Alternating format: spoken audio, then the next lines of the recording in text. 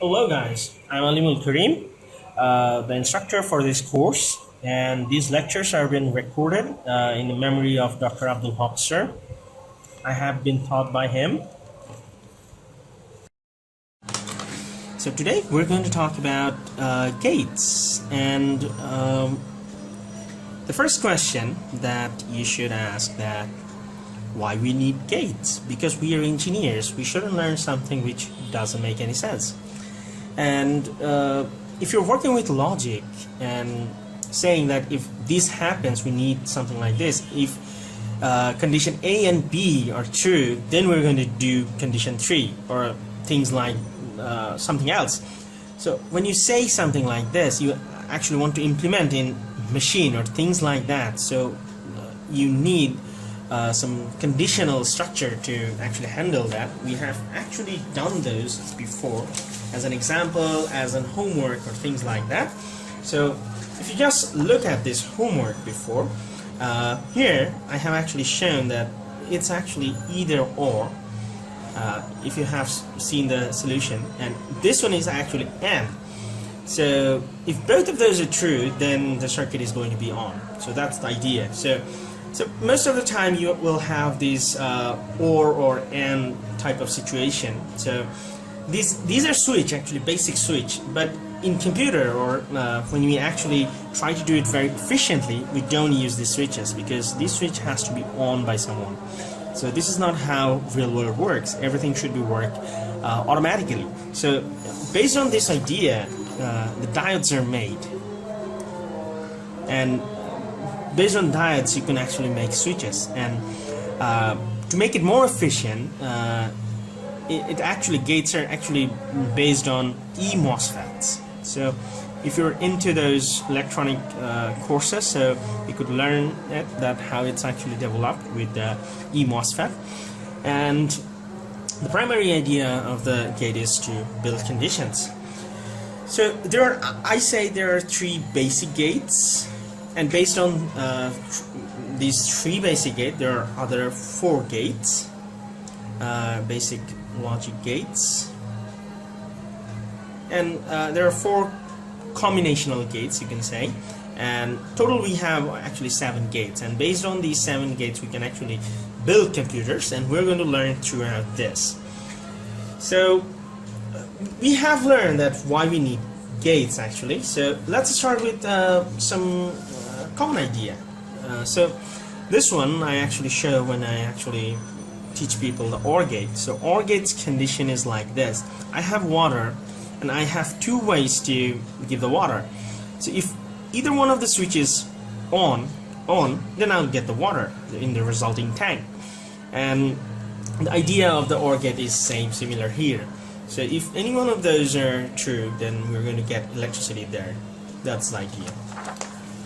So next, what we we're going to see is AND gate. So if both of those are on, then we're going to get the water here. Other than that, if any of those are false or off, whatever you say is less than the 5 volt, we're not going to get the water or not going to get the electricity. That's the idea. So based on that, let me just first write the AND gate. So AND gate is similar to the D symbol. So it looks like this D, and you'll have 2 inputs. There could be 3 or 4 inputs. You could actually build it from this one. We'll talk about it later. So at the result, let's say we're saying it F. So the truth table for this one, I'm not going to write truth table every time. When you see this table, just assume that it's the truth table. So since 2 variables, so 0, 1, 0, 0, 0, 1, 1, 0, 1, 1. So F is going to look like this. So AND gate. So if you remember from the things, and this one, sorry, so this one. So if both are true, then we're getting the water. So if both of them are true, only this one, then we're getting the electricity in the F phase, or F is true. And all other phases are going to be false, because any of those are false in these states. So we could actually write a remark from this that if any false or 0, ultimate result is 0 or false, whatever you say. And it could also be written in a functional equation. So it could be written like this: f equal a dot b, and a dot b means actually multiplication, logical multiplication. I'm not going to write the whole thing. So in short, we also write this one. So most of the time we're going to just write a and b. It means that there is an AND gate there, and the ultimate result is going to be on the f. So if both of those are true, then f is going to be true. That's the idea. So in Boolean functions, the idea is each of those variables are going to have either 0 or 1 value, and based on 0 and 1 value, the function which it's holding it is also going to have true or false, or 0 and 1 value. So whatever happens to both of those, ultimately we're getting 0 or 1 in the f. That's the idea in Boolean function. So we'll get deep into that. I'm just giving you the glimpse of it. So here comes the OR gate. OR gate looks like this. So it's actually either or situation, and both true situation. Could write like this. So it looks like this, something like this. So if you have A, B giving as input, these are actually inputs. So inputs. So if both of those are inputs, so if F the output, then we could write truth table like this: 0 0 0 1 1 0 1 1. If either one of those are true, the ultimate result is true. So either one is true, either one is true, either one is true. Here, both of them is false, so ultimate result is false. So we could write a remark there. If both false or 0, ultimate result is 0. Or you could write that if any one of those is true, ultimate is true. If any true, ultimate is true. So either way, you just make yourself remember it. So it looks like this, that you have something similar there. So it looks like this, that A plus B, and remember, it's a logical summation. There is a difference between logical summation and a binary summation, and I'm going to write it. So it could also be written like this. Some books write like this, but I prefer this one.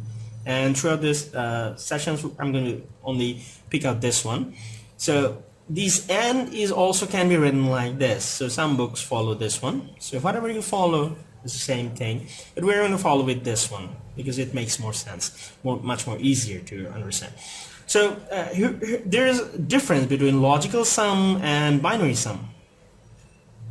Binary sum versus logical sum. So in binary, if you have 1 plus 1, it's going to be 2. And to represent 2 in binary, you have to write 1 0. Because if you remember from the binary, 2 0 to 1. So this one is 1. You have to put a 1 there. You have to put a 0 there because this one is 2. So you have to only put 1 in there. So this is the binary for 2. So in binary sum, you have to write 1 plus 1 equals 1 0. However, when you are doing logical sum, 1 plus 1 is always 1, not 1 0. That's the difference in logical sum and binary sum. Whatever you sum up, if either one of those is actually 1, ultimate result is 1, not 1 0 or 2. Always going to be 1. That's the logical sum. So this is the basic idea, and one last basic gate, and it's the NOT gate.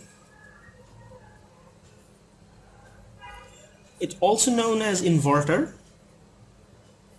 Okay, so the idea behind the NOT gate is whatever you pass, it's going to invert the thing that you have passed. So if you pass 0, it would be 1 in this side. If you pass 1, it would be 0 in this side. So that's the idea. So if you pass A, it would be inverted A. It could be written like this one, side hash, or it could be written like this one, upper underscore. So whatever you write, it's actually the same thing. We understand both. And the idea would be if you're taking input here, so if you pass 0, you're going to get 1. If you pass 1, you're going to get 0. That's the F. So F is also written as this,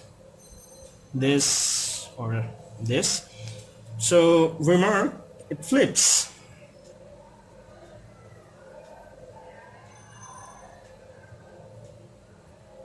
Flips the input. That's the idea. Now we're going to talk about combinational gates, 4 combinational gates, and first we're going to talk about NAND gate. So NAND gate is actually AND gate with a NOT gate in front of it. NOT gate in front of it.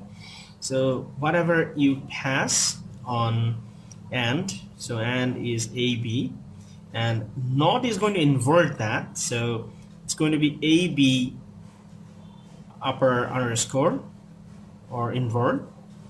So this is going to be your F, and it also actually can be written like this. So when NOT gate is very close, we actually do not use this symbol. We directly write like this, which is actually also the NAND gate.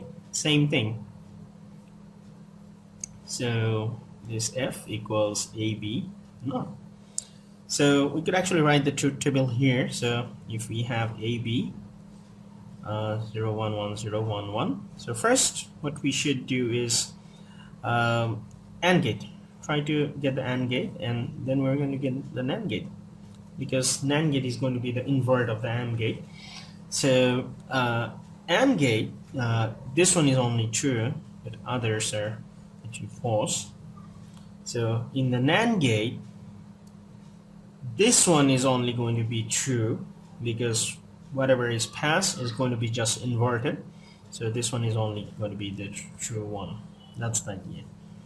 Okay, so next we're going to talk about NOR gate. NOR gate. So and one of the remark, if we just write the remark there, remark could be any 0 output 1. Any 0 output 1. That could be the remark. So NOR gate is similar as NAND gate. Just put the OR gate there and add a NOT gate in front of it. NOT. So this is the OR. So if we have AB, so here we are going to have AB. So here in F we're going to have A plus B NOT. So it could also be written like this. Like this, AB. So truth table could be look like this. So we're going to get OR, and then F equals to AB. Okay. So 0 0 0 1 1 0 1 1. So if it is OR, every one of those will be 1 except for this one. So in this one, every one of those are going to be inverted. So it would look like this. So it remark can be written like this, that if any one of those is 1, ultimate result is 0. That could be the idea. If any of those is 1, ultimate result is 0. If those is 1, ultimate result is 0. So far so good. So now we're going to talk about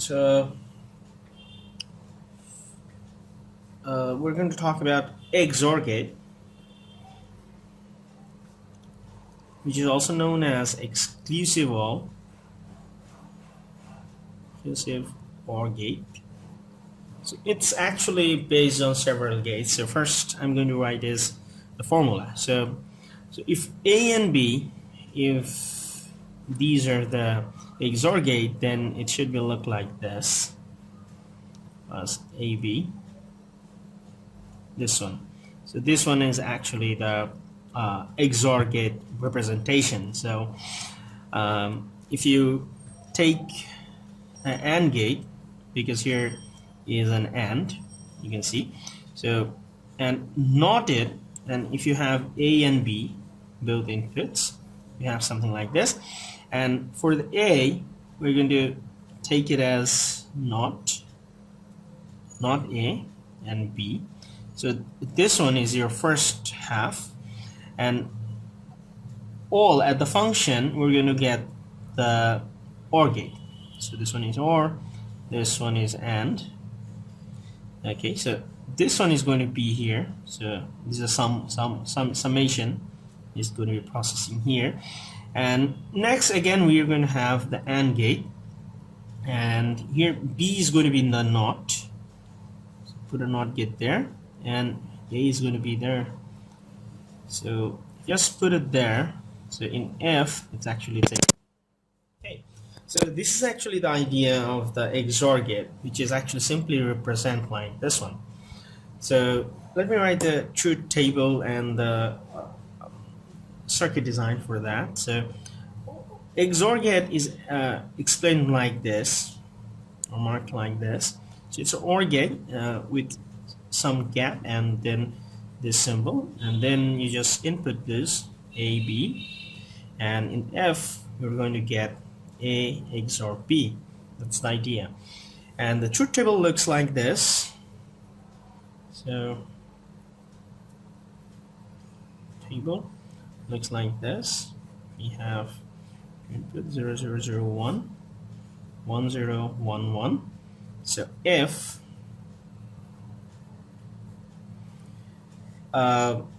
we know it, if you just calculate this one, so the ultimate result would look like this. And the remark, that's what I remember all the time. We can actually calculate this one. However, it's easier to remember by the remark. Remark is if same input, the output is 0. Same input, output is 0. Other are 1. Okay, so I missed it, sorry. It would be 0, 1, 1, 0. So wrote it like this. So this is how the XOR gate looks like, and XOR gate is very important for doing maths or things like that. Very important. And the last gate we have is XNOR gate, which is actually the not exclusive gate, or exclusive NOR gate, known as exclusive NOR gate. Exclusive NOR gate. So idea of this is something like this. We have XOR gate, and in front of it we have a NOT gate. That's the idea. So whatever we're going to get, A XOR B, so we're going to invert that again. That's the idea. So it could also look like this, that this, then AB plus AB. So this one is before, and above that there is going to be another whole NOT gate. So that's the idea. And the truth table, as you assume that first you're going to do the XOR gates truth table. So if A and B is given, so 0001, 1011, So first try to do it by the XOR, and then I'm going to do the F.